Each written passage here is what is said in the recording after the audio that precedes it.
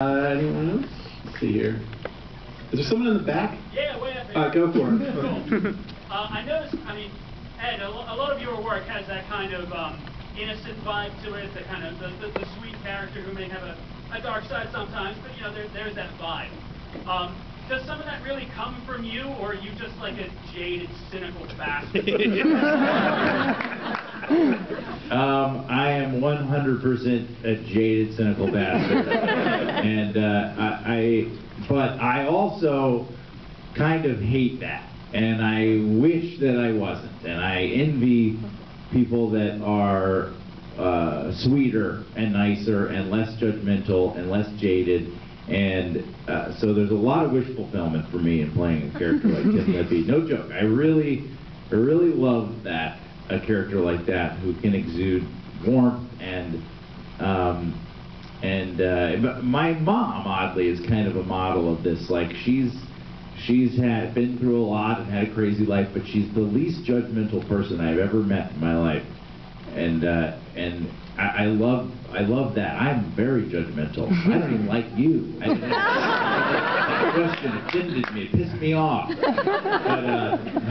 no, I do think that there's something wonderful about a lack of judgment. Well, yeah, right here. I love the movie. Thank you. One part, when Tim, what was the reasoning, or was it necessary for him to be dabbling in hard drugs? You know, it was written in the script that I was crystal meth, but we're all such dweebs, we had no idea what and how that is done. And, up to this day, like, we have no idea if we got that right. Obviously, you guys have no idea, so you will not tell me. You know, we wanted to take him to a dark place because, you know, like the idea. I fell in love with this movie because it's about that character that can see the good in anything, even the insurance business. And I love the idea that his heart just gets broken when he has to do something that's against every fiber of his body. And we just wanted to take him as far low as we could, you know. I did no research on these drugs, and I intend to do no research, and don't try to make me do some research. But you know that Iowa was at one time the crystal meth capital of the country, right? Well, yeah, of course.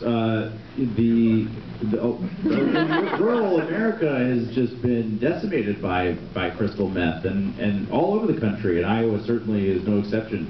And that was not lost on Phil. Kidding aside, I mean, that really was the thinking. Like, this is a rural Iowa crystal meth house, and that is a real thing, and we'll get Tim Lippy sucked into that. And I think just to add to Miguel's response, it was just the drugs were a catalyst to take Tim outside of himself somehow and make him, I don't know, hold up a really weird clown mirror to freak him out. When we were shooting that scene in the truck where he smokes it for the first time, it was really fun because I remember, you know, you're riding in a different truck looking through a shitty monitor, and you're like, but I remember thinking, okay, you know, he needs to look like his face is going red and exploding, and I would literally say, Ed, could you make your face look red like it is exploding? And he did. I mean, it was amazing. I don't know how he did that. That's all one take. There's no cut. He smokes that thing, and it's incredibly realistic. That's one of my favorite shots in the movie, where it just feels like you can hear your brain splitting. There's one thing I never quite understood, which is what, and maybe you guys agree or disagree.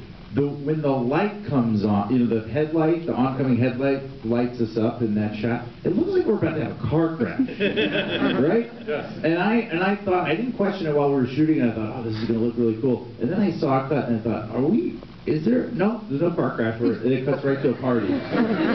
But it is kind of a cool, like a flash frame in a way that's sort of like time warp and a mental warp of some sort. But Miguel, I wanted to ask you, what was the thinking behind that? Is there a horn sound too? Isn't it like a train horn? Yeah. Or a truck? Well, Have you ever drank a Slurpee and then your head just... Yes, okay. That's what It was a cinematic brain freeze. The light was in your head. Okay. Yeah, in the middle there, up top. I got a question for Ed. You hear a lot comedians nowadays are, you always say like in high school they're class clowns and like really big jokesters. But you come off as such like a scholarly comedian. I was just wondering like, what you were like growing up.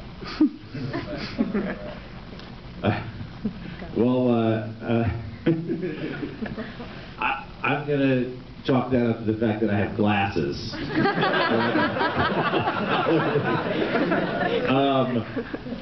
But, this is funny. I get this kind of question a lot in interviews and so forth about growing up and whatnot.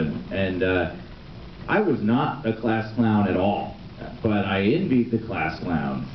J.J. Moore was the class clown, and he's actually still a buddy, and he's a great guy. But he I didn't command a lot of attention. I was obsessed with comedy from a very nerdy standpoint. Like I deconstructed Saturday Night Live sketches and analyzed them and so forth. So it was.